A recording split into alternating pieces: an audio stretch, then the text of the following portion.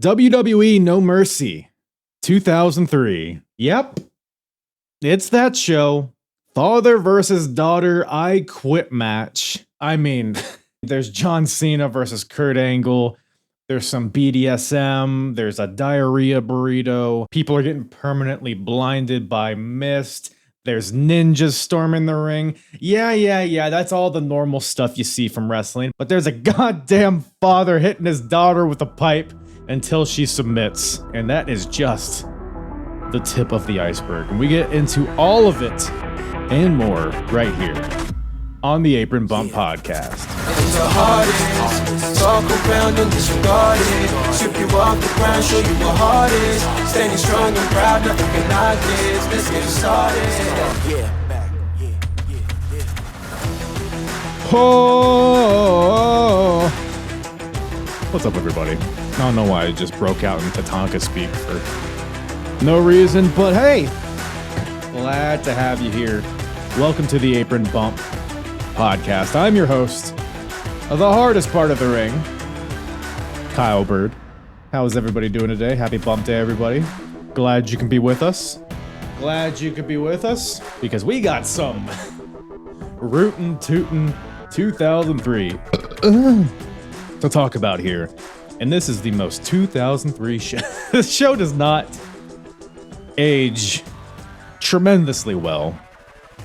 Just with a lot of people that are on it. I feel like I'm watching. I feel like this feels like a Progress Wrestling review. Like pretty much everybody on this card is not cool anymore. But well, not everybody. There's only like 3 people. Who is those 3 people? We'll get to it. But yeah, as I mentioned, if you know this show for anything, No Mercy 2003, it's Vince McMahon versus Stephanie. I mean, come on. Let me tell you, this shit, like you see it on paper. I had vague memories of this match and this whole feud. Let me tell you, it's 10 times worse than you remember. If you haven't seen this in a while, it's bonkers. All of it's bonkers. It's just unnecessary. Like, there's no reason behind it, really, even. It's shocking for the sake of shocking, but man, it is, there's a lot of stuff to get into with that. So it's good podcast fodder, I guess. So that's here. Main event. We got the WWE title on the line. Brock Lesnar versus Undertaker. Nope, it's not that No Mercy WWE title match between Brock Lesnar and The Undertaker. It's not that one. It's not 2002. It's not Hell in a Cell, which was one of the best Hell in the Cell matches that, well, one of my favorites at least, which I have covered. Which, by the way, if you like this era of wrestling, you like the Ruthless Aggression era, go to apronbump.com, go to the episodes tab and hit Ruthless Aggression. And that'll bring you to all of the early, mid-2000s WWE shows that I've covered chronologically. I started from Royal Rumble 01, a little bit of Attitude Era, Invasion stuff, and I've worked my way through every single pay-per-view up until now, where we are in, October of 03. And it's been a journey. It's not all good. There's some good. There's some good on this show even. You know, there's a lot to make fun of. Like I said, there's a biker chain match between Brock Lesnar and Undertaker, which just drove me fucking crazy. One of the dumbest gimmick matches. Anything on a pole, at least how WWE books them, drives me crazy. And we'll get into why here in the episode. Eddie Guerrero versus Big Show for the United States title. More just tomfoolery, you know, behind that. Like, it's an okay match, but the story at hand is a little sketch. Got A-Train versus Chris Benoit. We got the Basham brothers are here doing very, how do I describe it? I mean, it's beyond erotic what they do. I don't even know if that's the right word. I think erotic is underselling it. But I'll let you, we have some audio of their segment for you guys to enjoy. Just don't listen to it around your conservative family, I guess.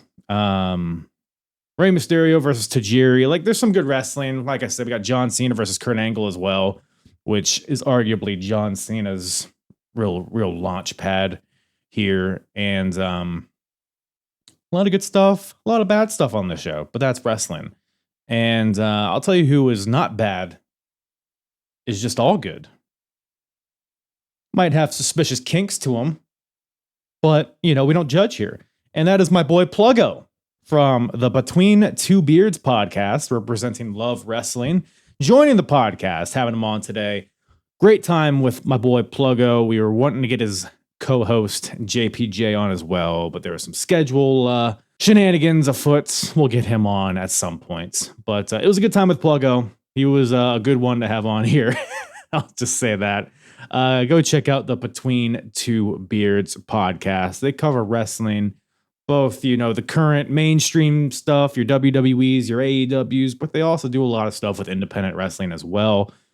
Very entertaining guys. They have guests. It's a whole thing. Check them out on YouTube and on social media. All that stuff will be in the description below. Great guys. Well, Pluggo was. I haven't met the other one. I assume that they're both great guys. But that was a fun time with old Plugster. And follow me at Apron Bump on all the social medias. You know the deal. Give this bad boy a rating, a 5-star rating or review. If you're watching on YouTube, give it a like, give it a subscribe, leave a comment. What weapon would you use to beat your daughter in a wrestling match? Sound off in the comments. Let's just get right into it, baby. Let me stop edging you. WWE No Mercy, 2003, with myself and Pluggo from the Between Two Beards podcast. So, domestic abuse, thoughts, Pluggo? It's not good ever. Don't do it. I try to tell my wife that all the time, that domestic violence is a two-way street. Like, so when she's hitting on me and she's calling them love taps, right? They're not love taps, but is that what the judge is? But I was also told growing up that if a girl hits you, it means she likes you. So my wife loves me. Right. I was wondering about that black eye, but you just cleared that up. we have a gimmick on one of my podcasts where we put up, this is for entertainment purposes only. This is not real. Oh, I'm cutting that out. Don't even. I'm cutting that fine. out. No, we're gonna get the police at your house. You said you're from Indiana, so that narrows it down enough. They'll find you. She's wonderful. Please don't. Well, hey, domestic abuse might have been fine in 2003, but speaking of which, actually, hold on. People in 2003 had no mercy about abusing their spouses, but speaking of which, that's the one. No Mercy, man. 03. We'll obviously dive into all the matches and stuff individually, but just overall thoughts about what you witnessed. You picked a good one, man. I was like, oh, we're watching this? Oh, because I had forgotten about 2003. Heck, I forgot about 2023 at this point. And I was like, oh, I'm strapping in for 3 hours of goodness. Choices. We'll say choices. Okay, and again, let me preface this, and I'm sure you've had other people on and you've done these retro reviews and they've said kind of similar things. That was 2003, right? That was wrestling then. It was working. It was big. It was. Yeah, they're outraged as well. Was that my cat? This show is going off the rails from 2 minutes in. I don't know what was that, but hey, anyway. Yeah, so 2003, that was the time. That was the era. And back then, I'm probably going, this is awesome. Ooh. I watch it now, 20 years later, as a father of 4, and go, maybe I wouldn't do that. But hey, No Mercy, 2003. I wouldn't do that. Yeah, I mean, because was that a daughter that was making that noise? No, that was a cat. That's the weirdest noise that cat's ever made. You sure you want to? Are you okay? Yeah, the cat just responded. But yeah, I was asking because if you were at a match with your child, do you think you'd keep it like below the neck? Do you think you might just go lucha style? What would your strategy be if you had to attack your child in a match for your job? Well, it depends on which one. Okay. So I have 4. And I love all of them equally, yet different. How old are they? Depends. I have from 15 and a half down to 5. Okay. The 5-year-old, I'm fighting dirty. Okay. I'm not even hesitating. Uh-huh. If it's a situation where I got to put him in a wrestling ring and it's an I quit match, I'm pulling out all the stops because he's crazy. He's ruthless. He'll fight back. My 15-year-old, he's got a pretty good looking face, unlike his dad. So I'm gonna avoid the face. That's nice of you. What a guy. Just saying. He's handsome. I want him to, live long and prosper. Right. The daughter, on the other hand, I don't know if I would be able to get a shot in. I think she's been chomping at the bit to hit me. I mean, it might be. It might be like Stephanie McMahon hot out of the gate, just wailing on Vince in that match. She might just come straight out the gate, and I might not know what to do. Yeah, man. I was about to say, as long as you have a lead pipe with you, you might need it. I don't keep lead pipes just readily. You don't have a cartoonishly big lead pipe to hit your daughter with? What? Are you not prepared for anything? No, not at all. She's I don't know. She might take me. She tells me all the time she could take me. And I always tell her it's because, I'm a nice guy. And I'm a lover, not a fighter. What a generous fellow you are. You got to appreciate it. And then my 8-year-old, 9-year-old, I probably just have to look at him wrong and he might cower in fear and just quit automatically. Right. I got that going for me, but he's tough too. But yeah, man, I was trying to remember how they got to that point, right? How they were like, right. Was this the time, like, because when Stephanie lost, they said, "Oh, we're getting a new GM." Was this the Eric Bischoff debut? The next?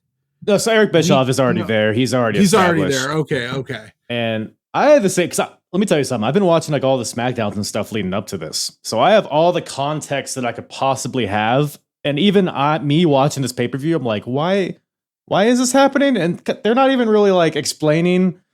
It's basically just Vince is a dick and he's an egomaniac and that's basically the extent of it. He hasn't like the shocker, job. Right? Anybody's shocked on that? Yeah. I'll tell you what, man. Watching Vince in hindsight is to me, I think I've said this before. I have a tougher time watching Vince now than I do Benoit. Just because what Vince is doing on screen is like what he was doing. It's like the blueprint. Yeah. Like Benoit's not killing people for storyline, so but yeah, man. But yeah, it's this whole show. If you know people listening, if you know the show for anything, you probably know it for the Vince McMahon versus Stephanie McMahon I Quit match. And we'll dig into it once we get there. But the show opens up with a haunting, vignette video package kind of highlighting this. Here's a little, let's just set the tone here before we get into anything. You do this to me. You have any idea how this is going to affect me? We don't have to have this match. Daddy, come back. Oh, yes, we do. You know why we do? Because you're becoming a disrespectful little bitch. Daddy, you're a silly. Daddy, you're a silly. Put his hands on me. I will strike down the face of defiance. I know that I can't back down. You want me to take Daddy's little girl and crush her in my hand and throw it on the mat? Somebody went, this is the way you open a pay-per-view. This is the move. Dude, it's the little girl's voice in the background is just, it makes it so real. Oh, but I guess it's what they're aiming to do. So 2003, I'm telling you, it was a wild west. Like I said, different eras, man, different eras. I don't think that would fly today. I mean, unless eventually Triple H wants to run it back and he fights one of his daughters. You know what I mean? Yeah. In a few years, we get Trips versus one of his daughters in a match. I don't know. I mean, we got Rey and Dominic. That's close. We did get Rey. We got Rey Mysterio. We got both Dominic's daddies in this pay-per-view. Rey and look at that. Look at that. Yeah, it was just like, it's all kind of like, it's a full circle, first circle, including this opening match. We got the Cruiserweight title on the line. We got the champion, Tajiri, defending against Rey Mysterio. Who daddy? I mean, you see this on paper, you know it's going to be a good match. Yeah. The Cruiserweight division, there was like a year or two here where they were just hitting like every time they went out there, and we're in the heart of it here. Tajiri's got this new heel demeanor to him. Rey is Rey. He's white hot as always. I thought, I mean, you could argue match of the night here. It's arguable, but I had a good time watching this. What do you think about this match? Oh yeah, when Tajiri came out, I was like, all right, cool. We're starting off strong. I like that. And then Ray's out there. Fun match. I loved at the beginning the ref like checked Tajiri's mouth. Like, bro, come on. The mist. Yeah, the mist has become... He's like, where's it at? And Tajiri's like, what are you talking about? I never missed anybody. This stupid referee. He conjures it up. Like, it doesn't start in his mouth. He brings it up from his cockles. It's like in his soul, and he just brings it out at the perfect moment. But and then there was the fan. Was those fans or was those actual wrestlers? Because again, you said you've watched Surrounding. Who was that tried to get in there at the end there that cost Ray the match ultimately? So I think they were rogue ninjas actually that entered the fray, which is very bizarre. No, so this is actually their debut, which I guess we'll touch on that at the end here, but. Yeah, so Tajiri is, I guess, he comes out of this with a bit of a faction. One of the guy is just Jimmy Wang Yang, I think, but that's not his character yet. I forget what an all-time great character. Tajiri's henchman. The other guy, I think, passed away recently. What a way to debut! Cole's like, they're just some fans. Hopefully, they get prosecuted to the full extent of the law. And you're like, all right. Sakota and Akio. Yes, and they have not been introduced on TV yet, so this was their introduction. Like you said, Michael Cole was like, "Are these just fans entering the ring?" But no, these two put on a banger, as the kids say. I don't think people were saying banger in 2003. No, not in that context. What was the slang back in there for a hot match? When was that? This was sick, nasty, maybe. Yeah, sick, bro. This was dope. It was dope. It was dope too early. Yeah, I think you're too early on that. I don't think Dope came around until maybe like 10 years. Was it Rad? Rad, probably closer to Rad. Probably Far Out. No, that's too late. That's way too. Yeah, that's 90s. Far Out, man. But yeah, you bring up 90s. It felt very. I don't know how familiar you are with WCW. It felt grew up on WCW. Hell yeah, man! Because the way it was like very grounded. In the beginning, there was a lot of like submissions. You had like Ray working the legs. You had Tajiri working the arms of Ray. So there was some fun. You think cruiserweight, you think it's going to be balls to the wall immediately, but it wasn't really. I was gonna say, but that's exactly how WCW in the 90s and this early 2000s WWE operated. They're like, we're gonna have a domestic dispute in a couple matches. We got to get some submission holds. Right. We got to get some technical. We got to be able to tell our advertisers this is a wrestling program, not Springer. Right. So Tajiri, Ray, get out there, work the body parts, do some cool stuff. We're good to go, and let's get it out of the way early. So you're saying there's like a certain amount of arm bars that balances out hitting your daughter with a pipe? That's what I'm saying. And I'm also saying that's why Eric Bischoff argued with his Turner higher ups all the time, because they were like, you have to have at least 17 arm bars to be considered wrestling. Okay. And Eric's like, I want to spray paint things and do crazy shit. And can I say that on this program? Yeah, sorry, of course. I don't want to get you FCC'd or something. But yeah, so that's basically what really the argument was, is he didn't have enough wrestling, right? And that's same for Vince and all them. Yeah, if you're going to hit your daughter with a pipe, we need some rest holds. Okay, yeah, so there's a formula there. That's good to know. Good to I know need some Luthez presses. And then we'll have the mom saving the daughter from getting abused by the father. Okay, I see. Yeah, it's called a balance. That's all it was. It's just a balancing act. Right. Hey, what are your thoughts on Mist in wrestling, just in general? I think it's awesome. It rules, right? Every time, I pop for it every time. I know it's coming, whether it's Asuka, Tajiri, somebody else. I'm like, oh man, how did you not? And I always pop for it because the ref never goes, your face wasn't blue 30 seconds ago. What happened? That's how much he got hit. Black and blue, right? But Tajiri's was green, so he really got hit. But it's like, how do you not make the connection that, like, you checked for the mist at the beginning of the match, and then the mist happens? You know where that came from. Are you not watching tape? Do referees not watch game tape? Look, you can't call what you don't see. They're plugs, all right? So it's fair, but I could see you painted blue when you weren't I could see that. Okay, but Sting comes out in white and black. That doesn't mean he's missing people. Maybe Tajiri just made a fashion true. change late game in the match.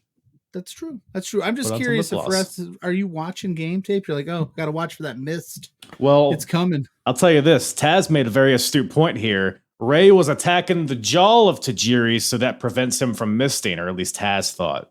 I don't know the science behind that. I mean, I guess if you break a jaw and you can't, the mist isn't as potent, but I can still spit, right?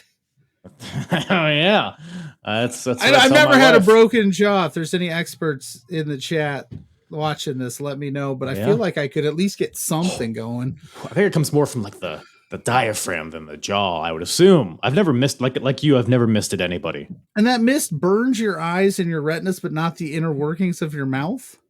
Right. Mist is such an enigma. I need to go down the rabbit hole of like the origins of mist. Are you familiar with the lore of mist and what the different colors signify? No, please go on. Well, I bring this up because Tajiri recently introduced the black mist, which he misted in the face of Nydia on SmackDown, which left her blind, permanently blind. So that's what black mist does. Green mist just obstructs the opponent's vision. This is all according to the internet, by the way, which would never steer me wrong. No. Red mist burns the eyes. I guess green doesn't burn the eyes. Blue mist sends the opponent to sleep. Yellow mist paralyzes the opponent entirely. Purple mist causes momentary distraction and memory loss. So now you've got me thinking back on who's used the mist the most. Why wouldn't you just go for the yellow mist every time? why isn't everybody using mist? Why isn't wrestling just a mist off? Why isn't Roman Reigns going, acknowledge me, instead of acknowledge me like this? Like, That's a that good doesn't point. do anything. I'm telling you what, it's a missed opportunity. Hey!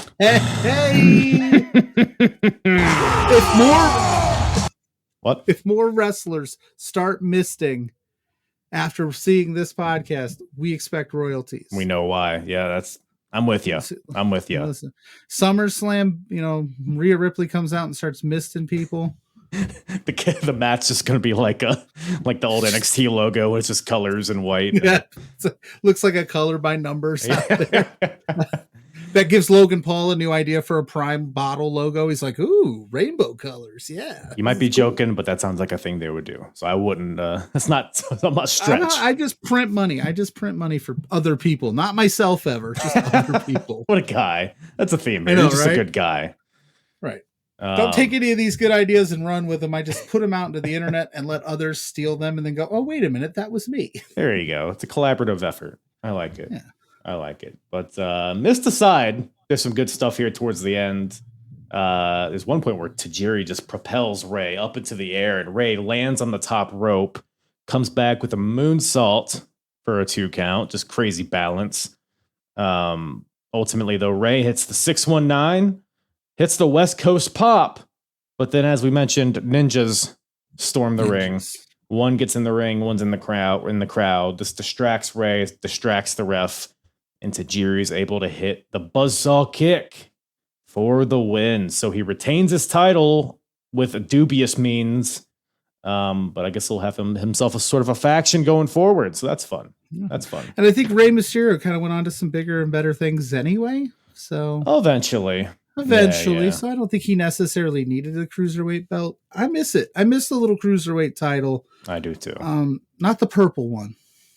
This one. Yeah, I didn't mind the purple one, but I would definitely prefer this one. Just the way that they booked it. Yeah. Towards the end. Yeah. 205 Live, baby. Who could forget? Fun fact, the last time that cruiserweight title main evented a segment on Raw was when Enzo Amore held it. Yeah. There you go, kids. Enjoy that little nugget for a little while. What a time. What a time. What another weird time.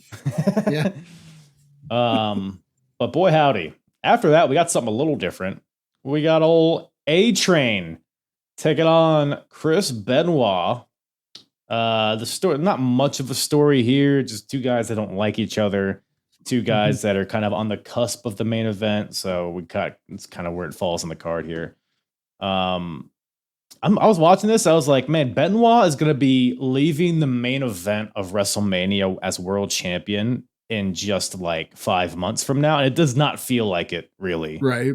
at all. I mean, he's getting a great reaction. So maybe this is like the beginning of the groundswell for him, but it's just kind of a throwaway match. It wasn't a bad match though, I will say.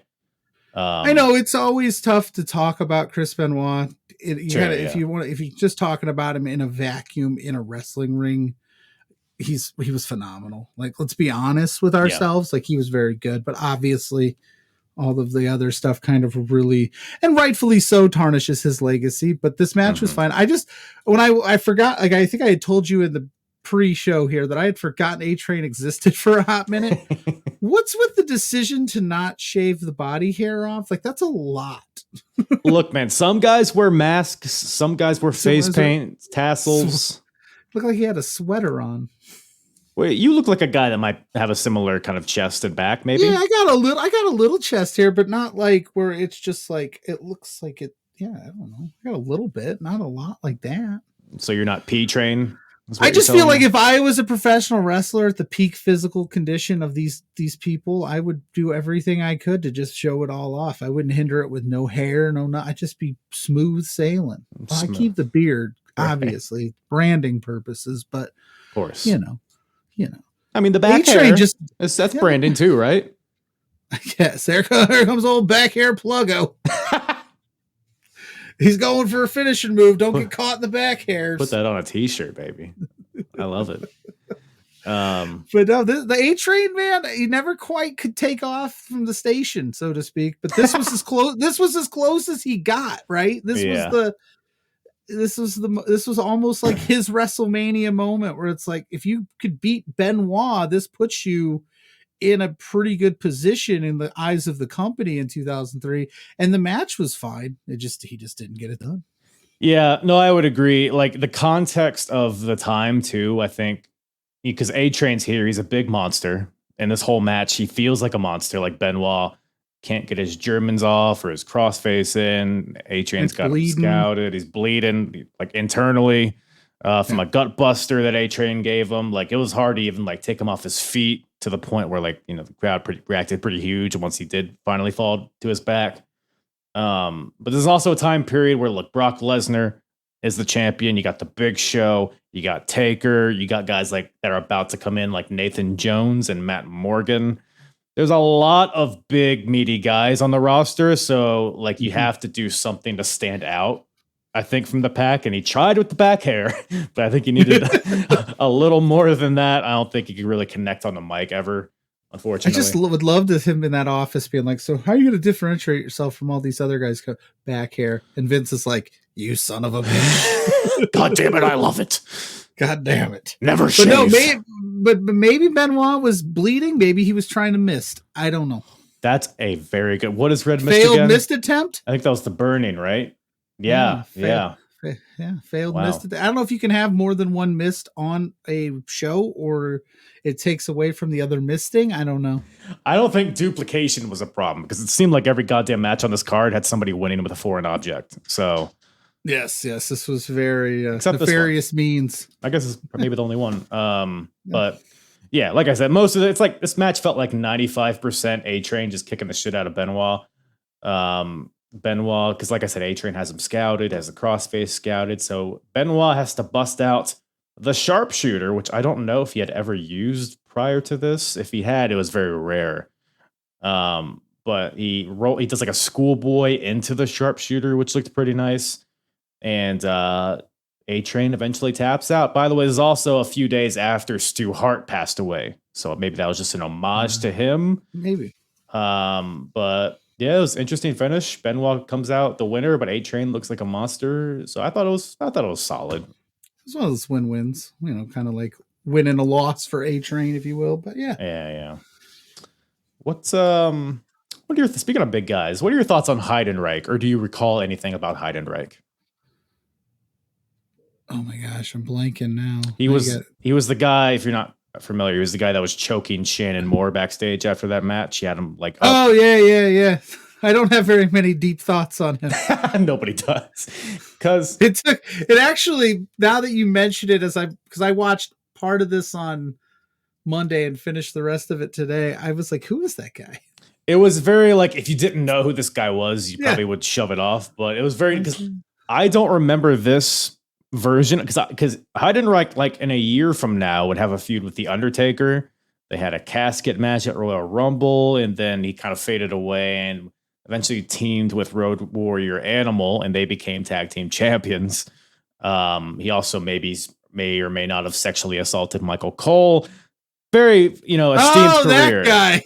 Yeah, I love how it's a match with The Undertaker. No championship. No, exactly. Cornholing Michael Cole. That's where. Yep, that's in the memory bank. If that says anything about me, you said all those things, and I was like, nope, don't remember that. Nope. Oh, that image. That's. Could we take a second and appreciate though Michael Cole? He was killing it. He was on fire on commentary on this. By the way, I was like, damn, Cole, you still had it 20 years ago too. Him and Taz, it's like maybe my favorite pair. That's a good shout. It was very good. I was loving it.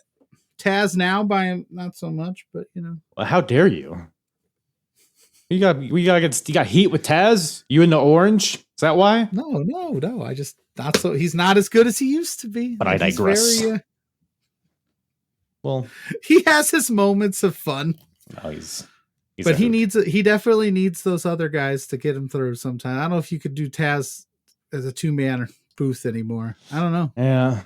Taz, if you're watching, I'm sorry, man. It's 21 years ago. You're going to get a DM from him right after this. I'm not as good as I was 21 years ago. You're not is it Tim McGraw? No. Toby Keith? No. What's the country song? I'm not as good as I once was. 38. I'm old. I don't know. Yeah, I'm not as good as I once was, blah, blah, blah. Yeah, dude. But I mentioned Heidenreich because he's here choking Shannon Moore, who is Matt Hardy's little sidekick. It's just like a whole weird thing that doesn't even matter. Like Heidenreich showed up on Raw. He gave Stone Cold a tape to bring to the office, and then he gave one to Matt Hardy. Then Matt Hardy threw it away. I don't even know if this materializes into anything. I just thought it was very interesting to see him like a year before he would actually debut. Maybe he had some kinks to work out in the ring, perhaps. And it's not like Matt Hardy needed any help at his match in this card. He seemed to have it pretty under control. There's a one-legged and ass-kicking contest joke in there somewhere, but yeah. But yeah, V1 is here in this next one. We got all Matt Hardy taking on Zach Gowen. What are your thoughts on the Gow? It was he was fine. It was always like you felt terrible for him every time he was on screen. You're like, I hope he gets a big win here, but it just, he always got his ass kicked because he's one-legged in a wrestling ring with Brock Lesnar or Matt Hardy. It's like, and in this particular match, I was just like, oh man, I had forgotten all about this too. Yeah, it was. Like, what do you do? What do you expect? He's got one leg, and I'm not knocking people with one leg. They can do a lot of things. Fuck them. Like, if you're an amputee, you can go fuck yourself. Anyways, thoughts? Whoa, where's that? This is for entertainment purposes. So I'm paraphrasing your thoughts. That wasn't my opinion.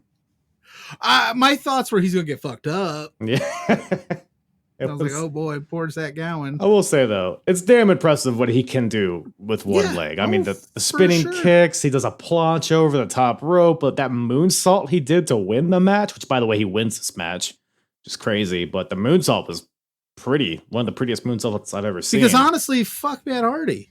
That's a good point. That's actually a good point when you put it that way. Amputees rule over Matt Hardy all day, every day. That's the headline. That's the headline of this. Amputees over Matt Hardy all day. I'm going to get all the hate in the world. Even version 1 Matt Hardy, huh? Yeah. You weren't a fan of I the was never V1 really a big Matt Hardy guy. I just never was. I still not. I will say this is probably the best version of him. Either this or the broken version, like at first. When he was like eating ears on TNA. Right. That's all I want in wrestling. Like I don't ask for much. Gnawing on people. But yeah, dude. He's got I think he's got a losing record to a one-legged man. I bet that sticks with him. I bet he thinks about it to this day when he's at dinner with Reba Rebel. What's her name? 87 kids, yeah. And his 87 kids going, God damn it, Vince really screwed me there. What was the so Zach Gowen? I mean, that's pretty much the match. But he comes out with a shirt with one sleeve cut off. Do you think that's like for symmetry, for balance? Maybe. You know, is there a physical? You know, I just love the idea of him putting on a shirt with two sleeves and falling over and going, "This doesn't work for me," and just going like, "Oh wait, oh okay, cut this sleeve off and I've got it and I'll be fine." Good. Like he couldn't hit that moonsault without the sleeve off. It was definitely a choice. Have you ever rocked a shirt with one sleeve? You know what? I don't. Not on purpose. So Zach Gowen is either an innovator or crazy. Yeah. Maybe we're the problem. Maybe we have too many sleeves on. Us two-legged folk. Yeah, we're definitely the issue. Too many sleeves. Ableist. I hate What it. would he be? He'd be in a track. He still wrestles every once in a great while. I imagine he still gets a spot here or there. I think I saw him in a battle royal of some type not too long ago. So he's still making money from that. Good on him. Like, all jokes aside, keep cashing them checks, my guy. A battle royal. So this actually, a battle royal. You get eliminated by getting thrown over the top rope and having both feet touch the floor. So he's never out. He's never been eliminated from any battle royal. I don't think. No. It's a bit of not at all. bit of an unfair advantage, I would say. I could have swore he was on AEW or something. I could have swore. He made an appearance in TNA back in the day. Ah, there you go. Doesn't seem like he's done much since like in the past 10 years at least. So then what am I thinking about? Another one-legged. Is there another one? There was a guy that had no legs on AEW. He was like in a battle royal. He was that guy's dope, dude. That guy's good though. No, I don't know his name, but I remember being like, that's actually quite impressive. I can't do things with two legs, let alone what he's doing. It's gonna drive me crazy. What was his name? No legs. Zion Clark. I guess maybe I never knew his name. That doesn't sound familiar. Interesting. We'll see what Zion does in the future. Maybe he'll come back. Him versus Zach Gowen. Dream match. Book it, somebody. Book it, TK. SummerSlam. Let's book that. All in Wembley. All in. Well, done. Half in at most. But we go backstage to Vince's office. Mm-hmm. He's getting ready for his match. He's putting up his boots. And then we see two legs step into frame. It's just waist down. When you were watching this, who did you think this was based off the legs? I'm curious. Now, again, I couldn't remember most of the storyline and how we got there. And I was like, is this the Trish era? Right. Would she was the Finch? So I thought maybe it was her, but then I was like, I don't know. I couldn't quite pinpoint it until, we found out it was Sable. Well, this was Linda here that came into his office. This is Linda with the legs? I thought you meant the legs. No, not the legs. The legs. Then what am I thinking about? I'm losing my mind. Linda's here. Another segment that if you blinked, it would have missed it. But it was like two puffy pants legs. Okay. And the reason I asked is because they came into frame and it looked like just a big dude. Like even the hand. Linda McMahon's got some big hands on her, by the way. I don't know. I promise I watched the show. I did. Go back, watch Linda's hands and feet and legs. It could be Peacock cutting an ad during that. That could be it. That could be. We don't need this segment. Yeah, they're like, but yeah, good old Linda McMahon's there, begging Vince not to go through with this match with their daughter. Couldn't she just take Stephanie and leave? You would think she's the CEO. Like I would think that would fall under her abilities. I know Vince at this point has to say, and the end all be all and say anything. But what's going to stop her from being like, "Hey, Stephanie, let's go get a quick bite to eat before your match," and then just don't come back? Oh, so you're saying take Stephanie against her will? I mean, that's how she got married on this program. That's a good point. She's very consistent. This entire era of Stephanie McMahon's career was doing things against her will, getting abducted by the ministry, marrying Triple H, fighting her dad. Right. And this would have been the one time that people would have been like, you know what, that was a good idea to abduct her for a couple hours. In hindsight, probably would have been the best. Yeah. But I'm just thinking out loud here. I would have just been like, we got to go. Well, if you ever find yourself in that situation, now you know what to do.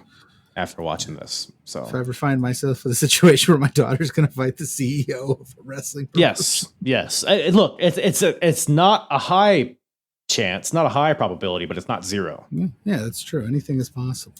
That's what they say. Like, listen, we got to run down to the gas station real quick. You need an energy drink if you're going to fight your dad. Mm-hmm. And then you just keep driving. You need a stack or two. They're toots. But yeah, Linda's, begging Vince not to do it. And Vince is like, you know what? Fine. I'm going to have the match. But even though it's an I quit match, I'll allow Stephanie to win by pinfall if she's able to pin me. But it'll also be no holds barred, which it was already an I quit match. I feel like that falls under the, I don't know. But then the rules get convoluted. They sure do. Because there's rope breaks and all sorts of fun stuff. Well, we're almost there. But before that, we got a barn burner of a tag team match on our hands here. We got the APA, Bradshaw and Farouk, taking on the Basham brothers. No Shaniqua there, though, at least not in the beginning. A lot going on here, but also nothing going on here. Two teams, no titles on the line. They just don't like each other. Bradshaw gave Shaniqua, who's the, I guess, the dominatrix of the Bashams. Yeah, they're into the freaky stuff. They sure are. Bradshaw gave her a clothesline from hell on SmackDown. The next week, the Bashams retaliated by giving them some brutal chair shots. One in particular they replayed, and it just clocked Bradshaw in the face. And yeah, now we're here. Bashams come out to, I didn't think it was possible to get a negative reaction. Like, not bad, not good, just less than zero. Like, nobody gives a shit about the Bashams, and who can blame them? Especially when Shanique was not there with them. Yeah, they were just like, where's the bathroom again? I'll be back in a couple of minutes. Like, dude, I had forgotten that. Again, I'm reliving a lot of things here. I was like, the Basham brothers, like, oh boy, they stunk. That was a tag team. I love the APA though. Farouk and Bradshaw together. That was always some of my favorite segments. Mm-hmm. They'd be hanging out backstage, drinking and smoking, and hanging out with Mae Young and stuff. But yeah, little nothing tag team. The right team, won, I guess. I don't know if this ever propelled either one of them to like championship gold. Eventually, but not right away. Like, oh, I got one over here. So remember that No Mercy 03 match we won? Propelled us right into the championship scene. So you're saying that Bradshaw becoming WWE champion in like 8 months or so is because of this match with Doug and Danny Basham? Yeah, it was that bad. They were like, we gotta scrap this. JBL, figure something else out. You got a big suit you could wear? Well, if I remember correctly, I think JBL eventually brought the Bashams into his faction or his cabinet, as it was called. So they would eventually already owned them at that point. Yeah. Well, I don't know about that because they lost this match. The APA did because of that goddamn Shaniqua comes in. Yeah. Bradshaw comes in, a house of fire. But up until that point, they had control. Bradshaw was clubbing these fellas. I mean, boom. It was almost like the Basham brothers were rookies, and he was like, I'm going to make an example out of you. He knew. Ring. Bradshaw had it was like he was pissed that nobody cared about this match. He was like throwing, like he was on the apron, the illegal guy. Farouk was in there getting his ass kicked, and he's getting off the apron, throwing the stairs. He's kicking things. He's getting in the ring. Like, I don't know. He's like, if nobody's going to cheer or boo, I'm just going to rip this dude's head off. He's going to brute force a reaction of some sort. He's going to try. Some sort. They're going to be like, remember that throwaway match? I murdered a guy. And people would still be like, it was a Basham brother. Yeah. Who's the tag team champions at this point? Oh, that's a good question. I think, Los Guerreros are the tag team champions, Eddie and Chavo. So maybe we get there eventually. I don't know. But it's like, yeah, it's not like you took out Eddie Guerrero. You took out a Basham, and then you got beat by, what did she use? What was that foreign object? Was that it was just like a vague black, it was like a club, a nightstick. Was it like the whip handle, but just no whip on it? That's what it looked like to me. I don't know, man. You might be more of a aficionado than I am. A gentleman never tells. That's fair. For those listening to the audio version of this, I'm not winking in a very yes, I do No. know about that stuff. He just took his pants off and showed me his cat of nine tails, so to speak. So Bradshaw hits the clothesline from hell onto one of the Bashams. And then Shaniqua gets in, hits Bradshaw in the back of the head with a club, a black something whip handle. And then the other Basham hits some shitty Rough Rider leg drop type of move onto him and gets Sneak the out a win. The Bashams get the win, baby. If I was making picks in 2003, I would have took APA all day. And then, of course, looked foolish here. Hey, do you have any recollection of the segment after this with the Bashams and Shaniqua? You don't? Oh, well, don't worry, I got you. No mercy, you've got it. especially Bradshaw. Of course, Bradshaw didn't expect me back. But it's going to take more than a clothesline from hell. She's to keep kind of into Shaniqua him, down. Bradshaw, that is. But I will tell you what his clothesline did do. Oh yeah. It did this. Swollen. They're swollen. I mean, look at the swelling in my chest. Oh, they're so What's the obsession with the stomach? This won't go down. I don't know. Well, what else are you going to touch, I guess? permanent? Is it Fair. permanent? And the doctor said this may be permanent. Oh yeah. Oh yeah. Permanent. But you boys did very well. And you guys deserve to be rewarded. Yeah. Rewarded. So, let's go Please, mistress. and whip it good. Da-na-na-na-na. Okay, listen. I've never had a dominatrix, so I can't speak to it, but do you high-five them afterwards? Is that the... If anything, she's messing up.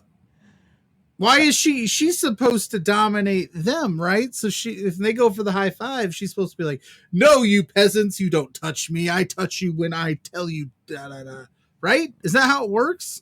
I guess. It I mean, you seem to be very confident. Maybe they're progressive and they're just like, we're both going to dominate each other. I'm going to let you have a turn. Then I'm going to take a turn. Let's throw a safe word out there so we're both in the know. Right. When I yell pineapple, switch over to the other brother. Are they actually brothers? Because then that would be a little weird too. But hey, I don't kink shame. It's at this point, it's 2003. But to each their own. As long as it's legal and consensual, do you? I mean, the audio alone of that is just if somebody hears you watching this, they're like, "Are you watching some gay pornography?" In there? I don't know, but wrestling was thirsty in 03. It's thirsty now, but I always have to be like, I swear, Mrs. Pluggo, it's wrestling. This is wrestling. I've watched some old pay-per-views around her, and she's like, "What the fuck?" And I go, "It was 2002. What do you want from me? I don't know." Well, Judy Bagwell's on that pole. That's what it is. Pro wrestling, man. I don't know why we watch it, but we do. Because it's the best thing ever. Even when it's bad, you're like, you can find something good in it. Well, look, there's some sports-centric pieces of it. For example, the main event of this show, which we'll get to in a little bit, Brock Lesnar versus Undertaker for the WWE title in a biker chain match. And Taz and Michael Cole have some, what do they call it here? The keys to victory. Yeah, tails of the tape, kind of. So in this graphic, they say that Undertaker, to win the chain match, needs to throw hands, use his veteran instincts, and get the chain, which I think is kind of... No.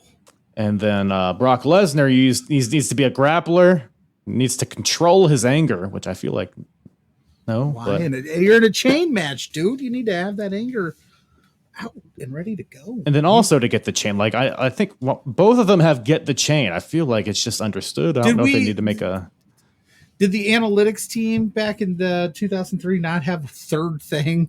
Like I think that's very well stated. It's a biker chain match, so the person who gets the chain is going to have the upper hand. Mm-hmm. You can't come up with use that tombstone pile driver that you're F5 him. That's good. They did throw the tail of the tapes out a couple of times throughout the night, and I do miss that. I like that. It feels like they only bring that out when it's like two big guys. Like, oh, look how much girth is in this ring. Oh, goddamn. They're not like, here's 5'1" Rey Mysterio. Yeah. Sounds like Finn His Balor reach versus is Santos 36. Escobar. Yeah, a 36-inch reach. Woo. He's got that impressive 4-foot wingspan. Well, there was no tail of the tape for this next match. We got the first ever father versus daughter, no holds barred, I quit match. Stephanie McMahon with Linda McMahon versus Vince McMahon with his mistress Sable. Yeah.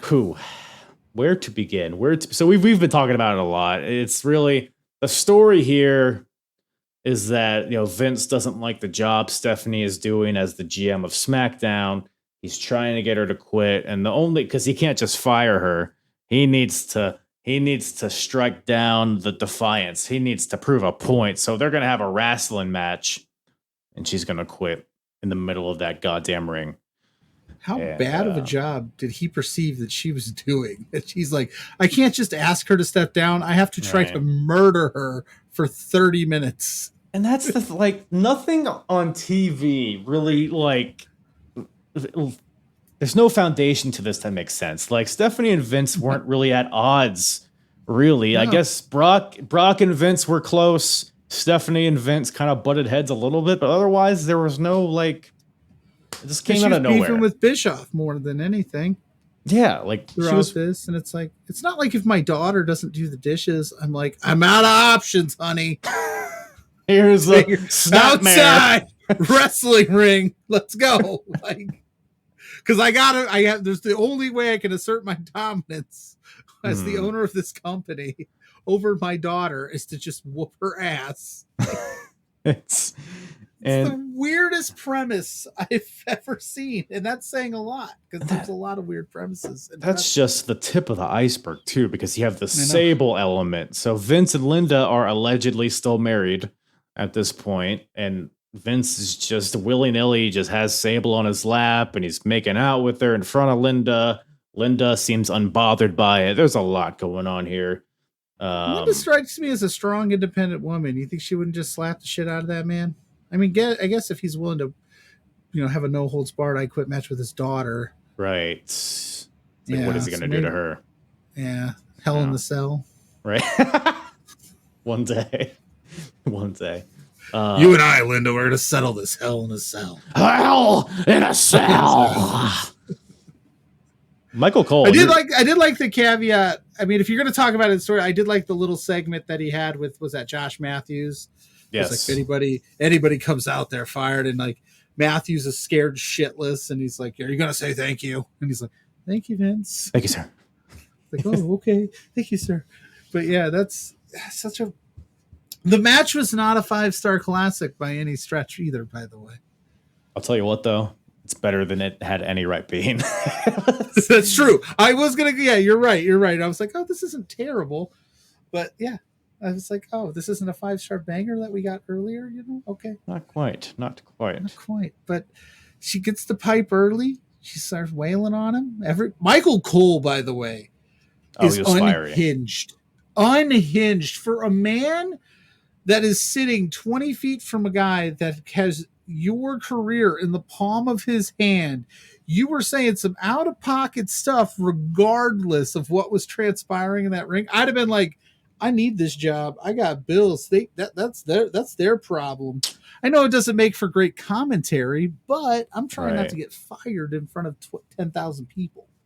But he just straight up calls Sable a bitch when she's coming out, which felt so like 37 years of marriage. This bitch is ruining everything, and I'm like, Cole, calm down, dude. I'm with her. Look, it's very uncomfortable to watch this match. I mean, super Vince bad. Right off the bat. Vince with a Pearl Harbor job attacks Stephanie from behind, throws her in the corner, throwing shoulders and knees into the gut. It's like, oh, this is real.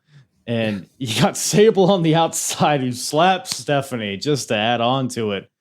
Vince throws on a half crab. He's throwing out wrestling moves to try to get her to quit. Linda's reaching for her oh, please, honey. You don't need to do it. It is just. And Linda's jawing with Sable. And nobody thinks Sable's the Becky Lynch of wrestling or anything at that time. But if I'm Linda, I'm like, I'm not mixing it up with you. Sable could kick my ass. I don't know, man. Because look, Stephanie first of all starts fighting back. Rakes Vince's eyes, and then Cheated.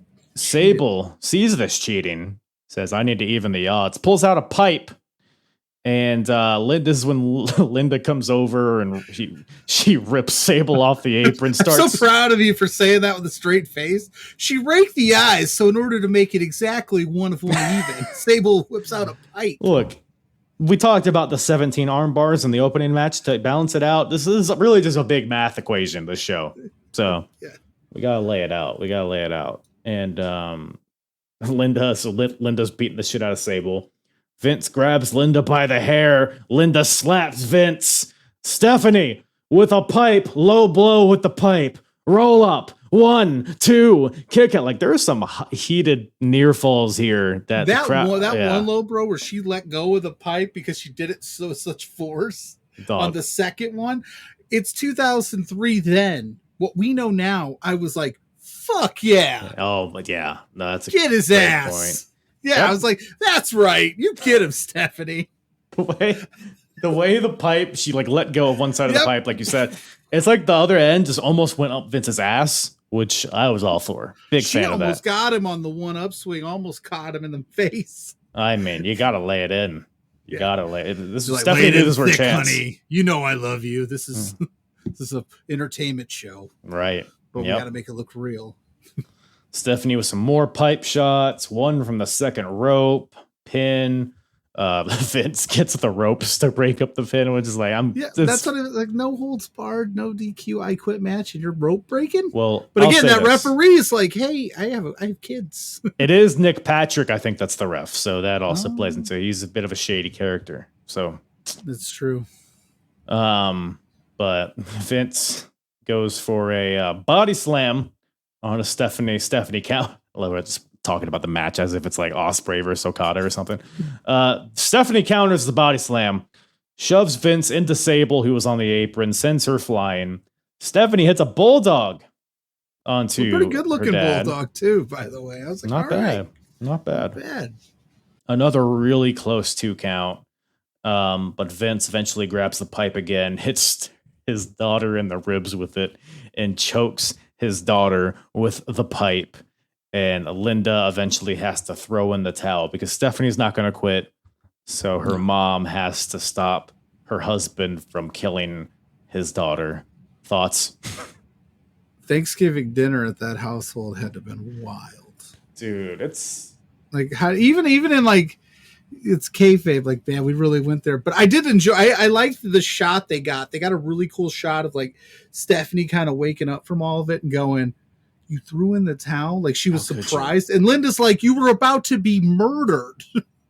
Yeah, you turned purple. People have to be able to breathe, Stephanie, and you were not." And she's just like, "Mom, I had him." No, parents just don't understand. Yeah, no, you didn't. You've lived to fight another day, Stephanie. It was tough. It was a tough watch in this day and age. But like I said, back then in 2003, you're probably like, "Oh man, this is crazy. I can't believe they're doing this. Is wild. All right, kick her ass, Vince." Yeah, yeah. She sucks at GM of SmackDown. She's terrible. The only equivalent I can think of today would be if The Rock decided to come back like, "Ava, you suck on NXT. You and me, 1-on-1. Let's go." I like that. I like that a lot. Let's get that going. Rock versus Ava on NXT. He's just like, listen, and I told her we were going to do a match.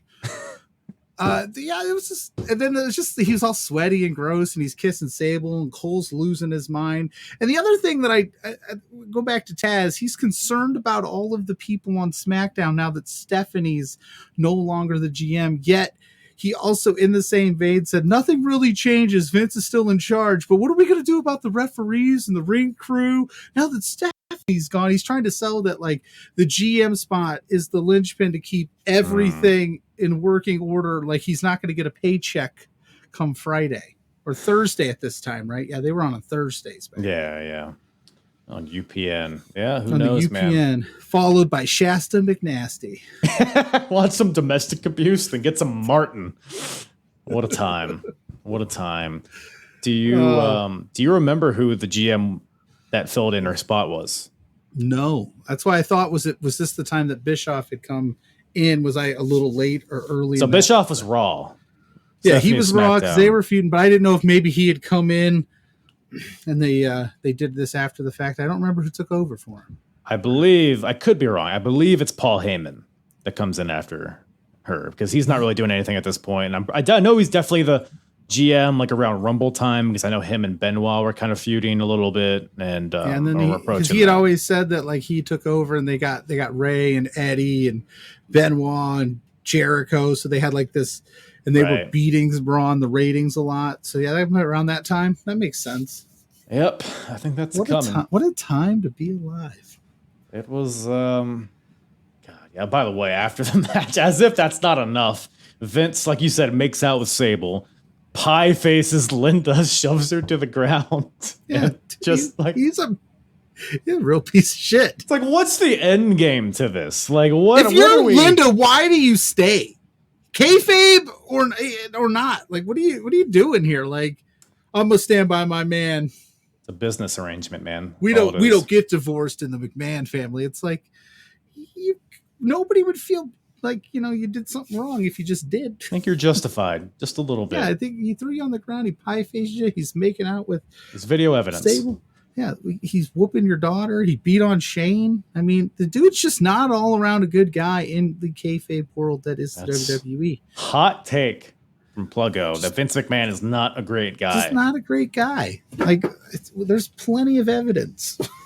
Just Well, Linda, I'm here for you. Listen, Linda. Well, we got a couple of good guys. So here's the balancing act. So we got all that tomfoolery. Now we shift over to some wrestling. We got Kurt Angle versus John Cena. Man, this might be match of the night. I don't know. What do you think about it? I thought it was pretty good. Yeah. I was thinking like, oh man. And then of course it's the doctor of thugonomics, Cena. So my brain has been conditioned over the last 20 years to not remember that. Right. You don't like it? And I was- You don't like No, rapping Cena? it's not that I didn't like it. It's just that you forget he was kind of a heel then. He was definitely a heel, yeah. He was definitely a heel. Everybody's like, he's never been a heel his whole career. I'm like, that's heel shit he's doing over there. Yeah.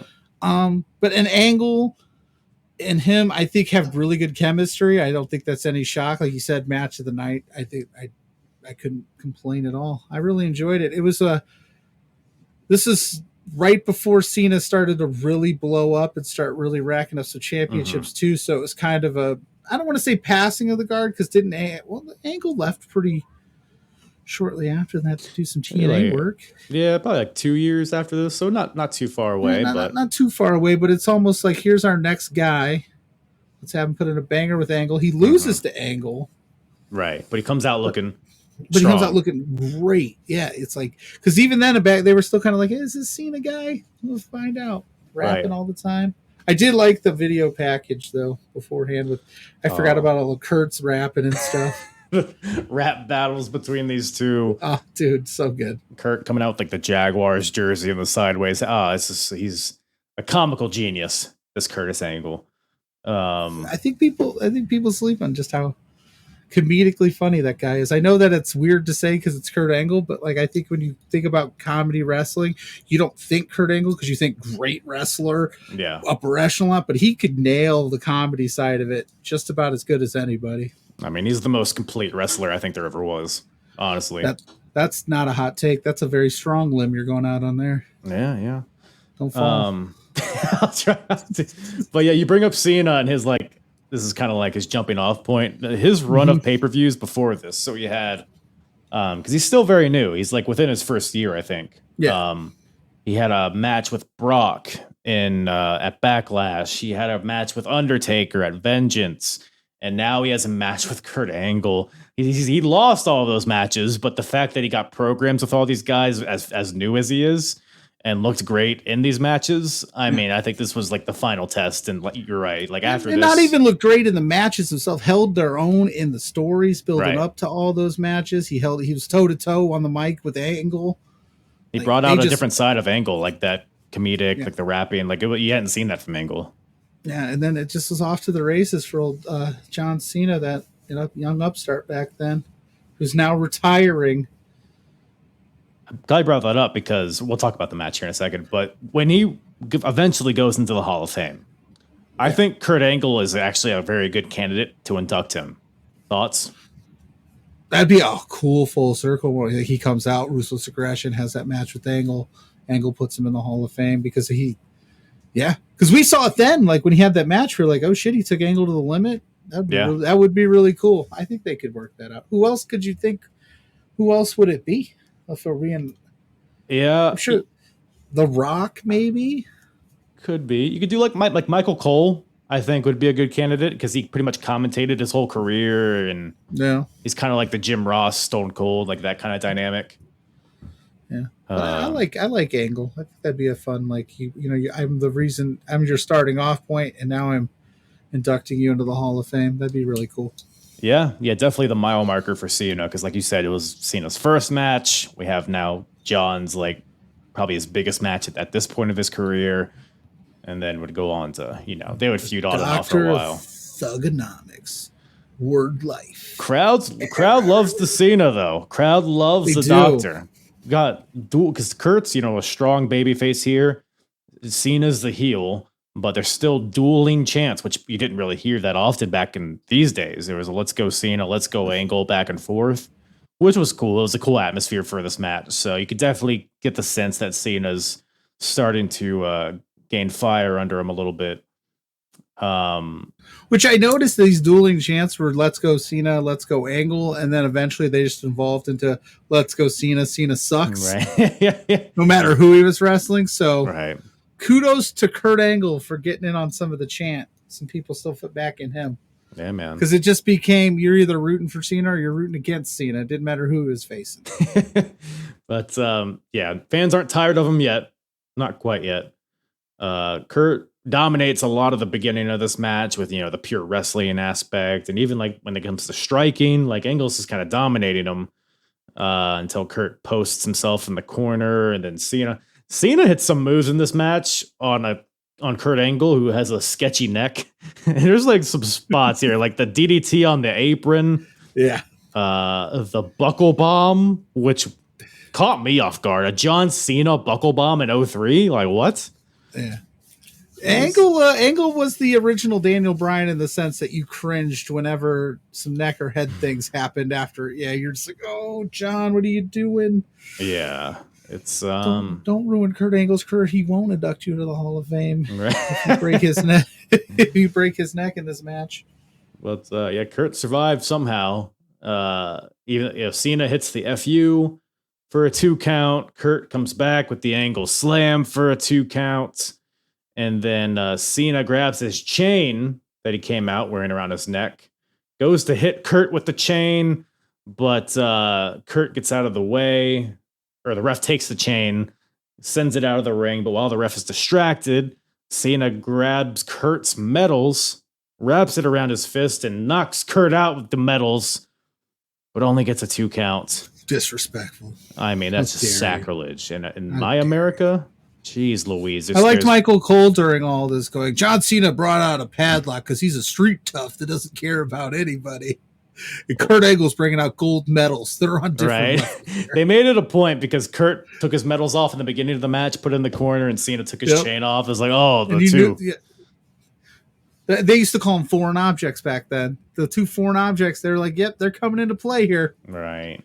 We don't spend TV time showing you this stuff if we're not going to use it. Which is stuff I didn't learn when I was younger until I started being in this business as long as I have. Now I'm like, they don't do that on purpose. Oh. No. Very, very pointed. That's street tough, John Cena. Well, at the end of the day, the wrestling outdoes the street toughness because Cena goes for the FU again, but Kurt just smoothly counters into like a victory roll right into the ankle lock. Mm-hmm. Cena taps out, which may or may not be the only time Cena's ever tapped out. I would have to look at the tape. Count doesn't on one happen hand. very often. But yeah, Kurt wins, but again, just a great match. Probably match of the night. Cena looks great. Fun stuff.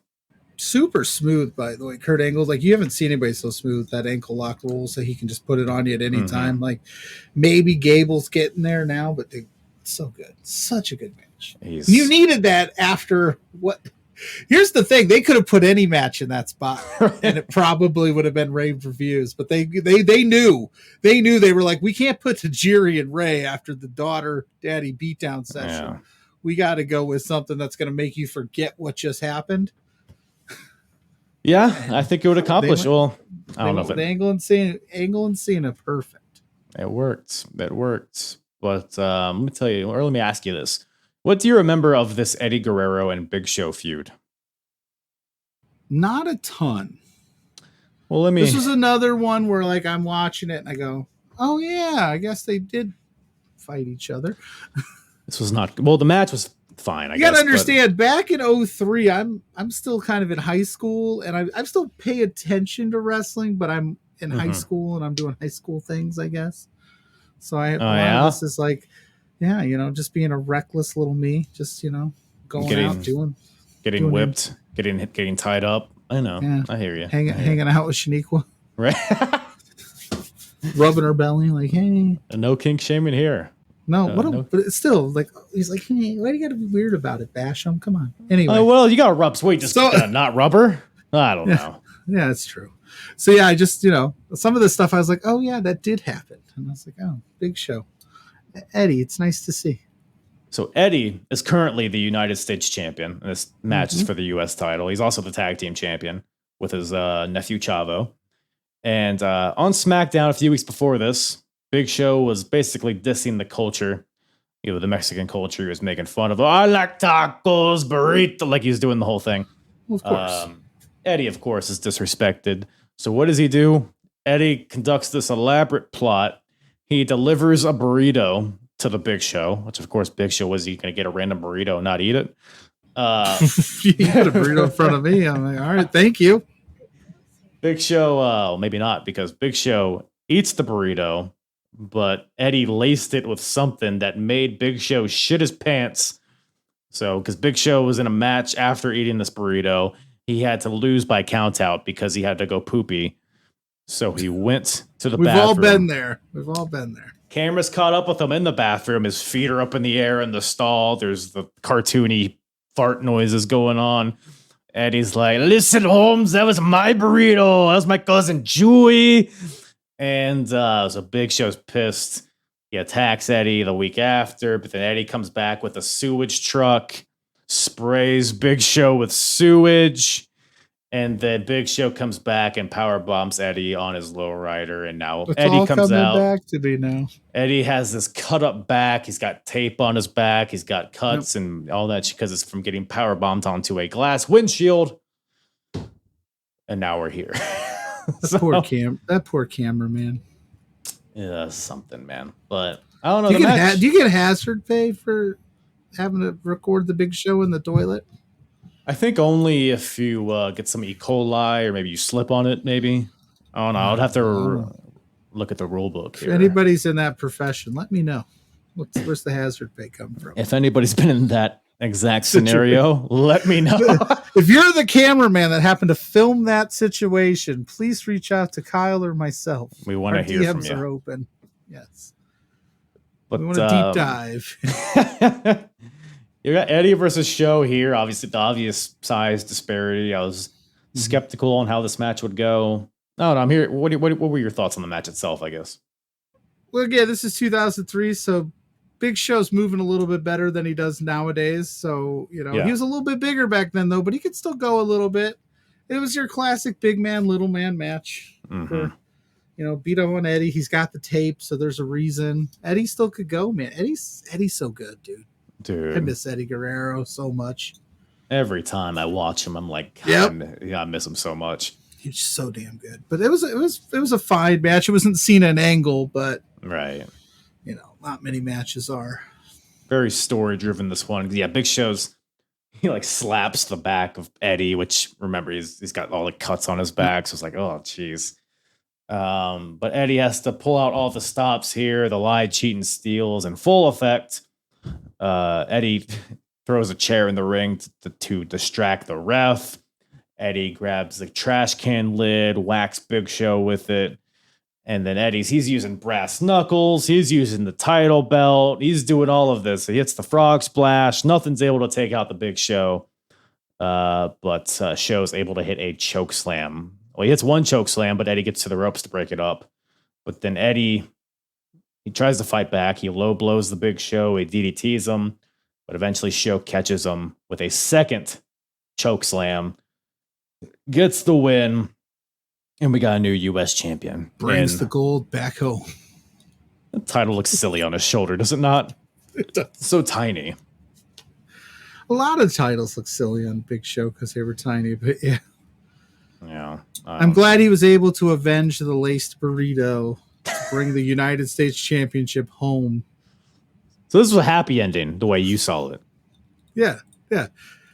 Did you not see it that way? You see this is a sad, disappointing ending? I'm looking at it from rose-colored glasses here. Yeah. If you spray me with the sewage truck, Yeah, that's fair, actually. Now that you put it that way. you're the heel. I don't care what I do. You're that. Come on now. You're the bad guy, Eddie. I brought the title home. Not a bad point. He probably still smelled like sewage in that match. That stuff probably does not come off easily. To this day, probably. You go up to Paul White, you're like, I think that's a little bit of You ever seen mall rats? You stink palm a guy. that That stench is on his hands for a few days. And he's, people are wondering why. You know what? It's like, Now man, fuck Eddie Guerrero. Now that I'm thinking about it. You know what? I'm just coming out looking like $1 million today. That Pluggo said, fuck Eddie Guerrero. Do we have context for that? No, we don't. We lost the tape. Just that one little sliver. Interesting how that happens. Oh. You know what? That's okay. Chavo probably feels the same way, though, because Eddie shoved him after the match because Chavo was trying to console Eddie. Then Eddie's like, listen, Holmes. He shoves him. Because he's still mad that was his burrito. That's the problem here. The burrito was for Chavo. Big Show ate it. There's a lot going on here. There's a lot of look. We have a new United States champion. Smells like shit. That really is. At the end of the day, that's all that matters. He got the job done. Well, you know what else smells like shit? This main event. We got the WWE title on the line. It's a biker chain match, not a chain match. A biker chain match. Brock Lesnar, the champion, defending against The Undertaker. So this is a year after No Mercy 02, where Brock and Undertaker had a Hell in a Cell match. That's one of my personal favorites. It was a great match. Now they're here. The dynamic hasn't changed that much. So my thought here was like, oh, it's like last year, but not as good. Like, that's all I could really think about. The stipulation here was dumb. I don't know. What did you think about how this gimmick played out? I guess I'll take, since I'm already batting 1,000 with hot takes. Biker Taker? Not for me. Really? What is your? But that is the fun thing about wrestling, though. He could be a supernatural dead man for his entire career, but for just like a couple of years, he's like, I ride bikes now. I'm a badass. Well, could a zombie not ride bikes? But he wasn't a zombie. Was he not? Is He a was dead man biker and a tape. zombie different? Maybe I don't know. Maybe I thought Dead Man was just a cool moniker for him. You can't just become undead. Well, wait. Yeah. Zombie is undead, so maybe he's not dead. Is there a difference between undead and dead? That's the question. I would say so. Yeah, I guess you would have to be. Zombies can move. They just don't have any brains, but they're just walking around eating people. He's not Dead the people undead man. Dead people just don't bother nobody. They just chill in their respective dead spots that they live in, and they don't bother me. hibernate. I don't run from dead people. I run from a zombie. But no, Biker Taker, whatever. But the biker chain match, like, what are we doing here? What do you mean? What do you mean? Is that the only thing you can use? No. Is it just technically really a no disqualification match? This was the era that they were just like throw names on things to give, because you can't just say no DQ, because even back then we'd be like, you guys are using the no DQ gimmick too much. So they're like, call it a biker chain match, but everything else is still okay. Am I wrong? Shouldn't that just be what you're only allowed to use as biker chains? If you pull out a table or you pull out a chair, you should be disqualified. because you're messing with Dude. the graphics department that made this beautiful moniker that says biker chain match, and you're wailing him with a chair. Show me fucking crazy. So you're right. You're absolutely right. I agree 100%. It's a biker chain match. So for anybody listening unfamiliar with this match, this is not a match where they're attached with a chain, which would have made more sense. Yeah, that would have been a good idea. Not a strap match, not a dog collar match. There is a chain hanging from an unnecessarily tall pole in the corner. And neither one of these guys are known for climbing ropes a lot. No. Taker does the old school. Brock Lesnar tries to do shooting star presses. That's about it. And yeah, like the chain is so high, only Undertaker can reach it. I mean, Brock tried to like shimmy up the pole to grab it, but which was a beautiful sight, by the way. Watching him. I'm never going to say no to that. Watching Brock Lesnar and his moist body shimmy up a pole. But yes, now who's making headlines? No, we'll cut that out. But damn it. So yes, they're building this up as if you grab the chain, you can use it as a weapon. They say that, but like anybody can use the chain once it's down. So what's the incentive to be the one to pull it down? I think it would have made more sense. It would have been something if maybe only the guy that pulled it down was able to use it, but that wasn't the case. Yeah. Not to mention, Brock Lesnar is throwing in steps in the ring. We got steel chairs. Like, it's just, you can use any other weapon. So you forgot that Vince used all his resources and creative to do the daddy-daughter beatdown match. And was just like, you guys do whatever you want. And I was like, there wasn't even much of a story going on here. No. Like I said, we already saw this a year ago at the same event to a better extent. This was, to me, and not to spoil the ending, but this is really just an avenue to get to Undertaker versus Vince.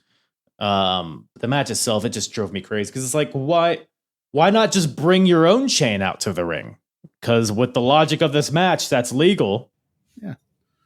Who's stopping you from having that in your pocket? Or literally bring a gun to the ring. I don't know. Why do we need to climb at that point, this? you don't need the chain to even win, really. You could just, like I said, pull out a chair, wail on him, win. Chain stays up there. Yeah, I mean, or it was just, I think it was just a way to get Brock Lesnar and Undertaker on what, if we're being completely honest, is not exactly a very loaded card. Yeah. Like, we need something because we got Cena and Angle and the Vince Stephanie thing, but like, we need something. So give me Brock and give me Taker. You don't think the Bashams are driving the buy rates? I mean, they were driving my buy rates back in the day, you know. If you know what I'm saying. Just mine, you know. I don't know about anybody else, but no, I don't think they were. I'm going to go out on a limb here and say I don't think anybody bought No Mercy 2003 for the Basham brothers, except maybe their mother, but that was only because she was so disgusted with their fetish life that she was like, let's see how these kids are going to embarrass me on TV today. You better hope Shaniqua doesn't catch wind of this because she is going to punish you. But maybe that's what you want. I don't know. I'm not going to ask any questions. Maybe I'm angling for. Maybe I've been a bad boy, Shaniqua. I don't know.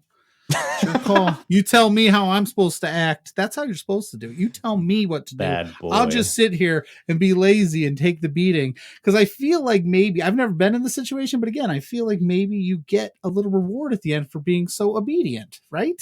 Well, I think that is your reward, according to the reward is getting clip. Beaten. Yeah, because you're not going to call for it if. Hold on, I think. Did she say what the? Very well. Look.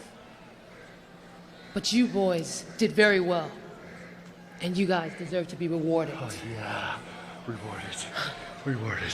So, let's go. Please, mistress. And whip it good. Yeah. So the whip it good. So, okay. That's your reward. Okay. So that is your reward.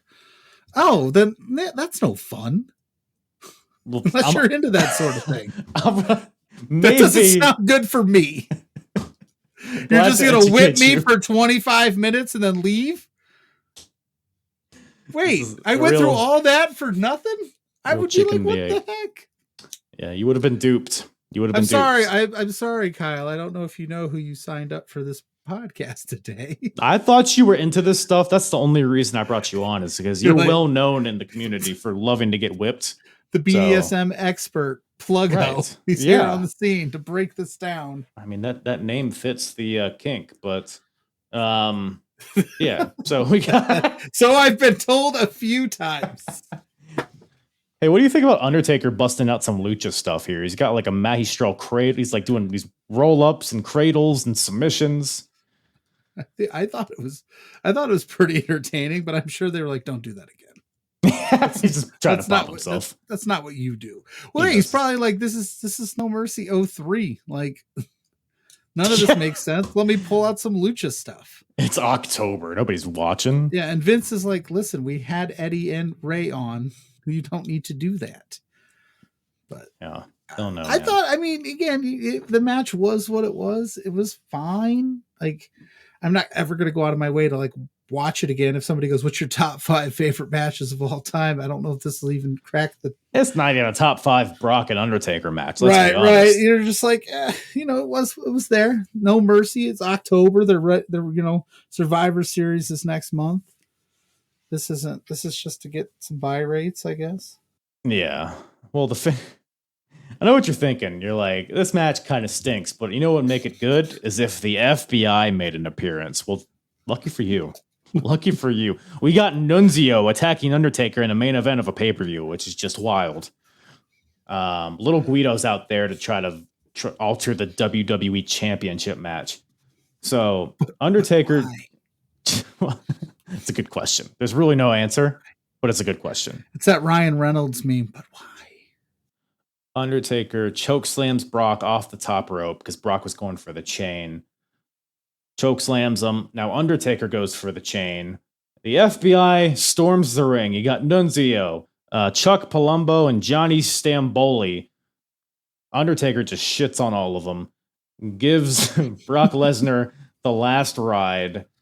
Then Undertaker just busts out a dive over the top rope, which I don't think he had done. Because there was a couple WrestleManias in a row where he would do that every time. But I think this might have been the first time he did it, where he just leaps over the top rope onto Chuck and the Bull, Johnny Stamboli. The other side of the ring, Nunzio is trying to go for the chain, which is at least 5 Nunzios above him. And so this allows Taker to get over there, tosses Nunzio out of the ring. Taker finally grabs the chain, but then that goddamn Vince McMahon's out there, came out of nowhere, shoves Undertaker, crotches Taker on the top rope. Brock Lesnar grabs the chain that he did not grab, so he shouldn't be able to use. Right. Yeah. But Vince is out there, so everything's out. It doesn't matter at this point. Yeah, it's fucking Brock Lesnar. Vince wraps the shouldn't be chain. cheating on his wife. That's like in the contract. You know what? That's probably this here is probably not doesn't even make the top 5 dastardly things Vince did on this show. So you know what? Yeah. You're not wrong. You're not wrong. But Vince or Lesnar grabs the chain, wraps it around his fist, smashes Taker with it, and gets the 1, 2, 3. So I like that the chain led to the win, but the logic here is there's so many holes here, and it was kind of a whatever match ultimately. But building to Taker versus Vince at Survivor Series, so I don't know. It was what it was. Yeah. But man. Thank you for picking the finest pay-per-view that you could find for my debut appearance.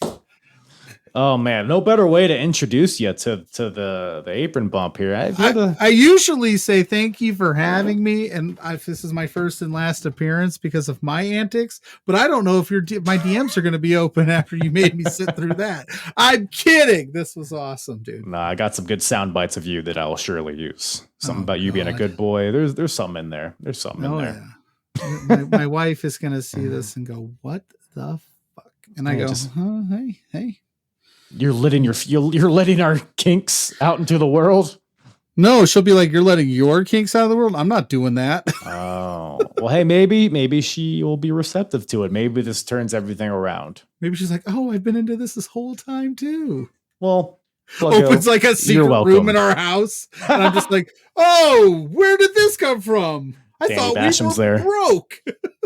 He got you some leather pants and She's got some like nipple the state- clamps. Yep. I'm like, Happy wife, happy life, I guess. Oh, shucks. Well, I'll tell you what makes me happy.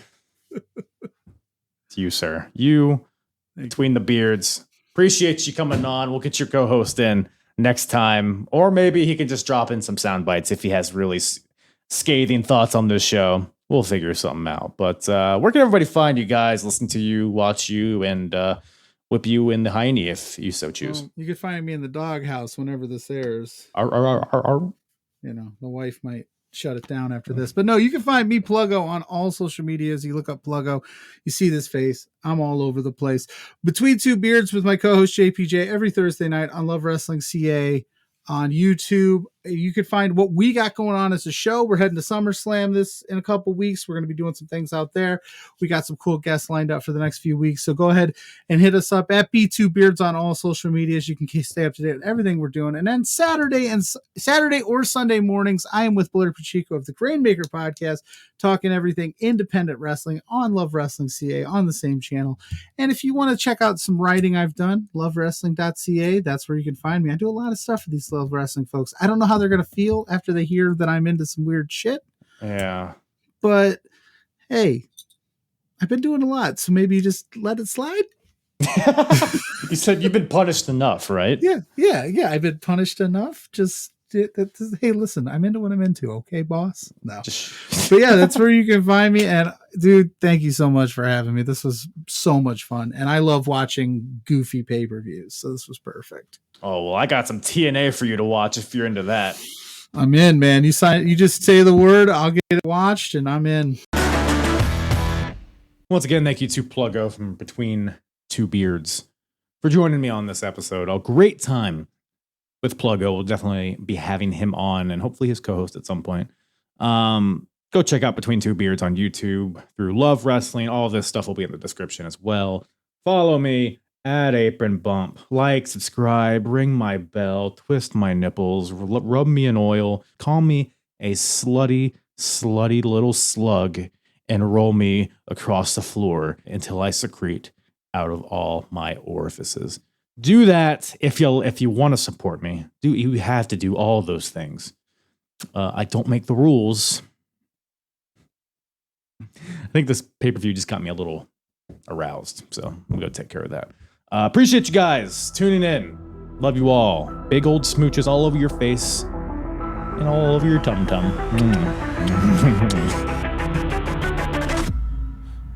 I'm hard. It's the hardest. Talk around and disregard it. Strip you off the ground, show you what heart is. Standing strong and proud, nothing can knock it. Let's get it started. It's the hardest. Talk around and disregard it. Strip you off the ground, show you what heart is. Standing strong and proud, nothing can knock it. Let's get it started.